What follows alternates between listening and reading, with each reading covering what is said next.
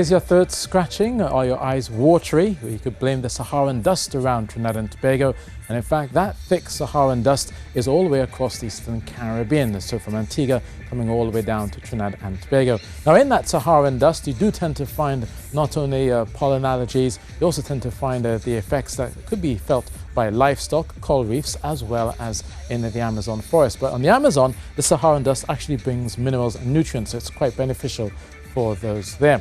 Now out towards the Atlantic, you can see the Saharan dust. It stretches all the way out to Africa. And we could be seeing quite a thicker plume as we go through the latter half of this week.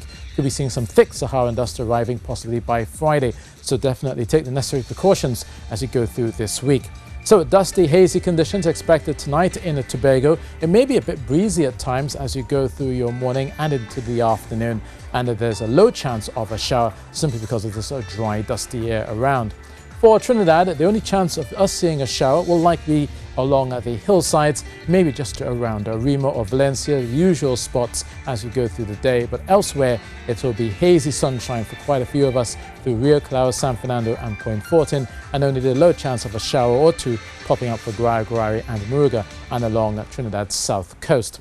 So tonight then will feel mild, 24 degrees Celsius in Trinidad, 25 in Tobago, a warm 32 likely in Tobago, possibly stretching to 33 in Port of Spain in Trinidad.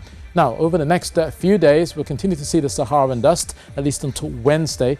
Maybe on Thursday there's a bit of moisture around, but it will still be fighting the Saharan haze there, so there is a possibility of some showers then, and then we get to some thicker dust arriving on Friday. So as you said, take the necessary precautions as you go through this week with the Saharan dust again through Friday. Heading offshore, there's fresh east-southeasterly winds prevail, just a slight to moderate chop for the most part through the Caribbean, getting up to 2 meters here. Northeasterly swells of 8 seconds remaining short through Tuesday. And for fish folk, you have your high tide at 11 a.m. The next one at 11:45 p.m. on Tuesday. So we've been talking about the Eastern Caribbean remaining quite dusty and hazy.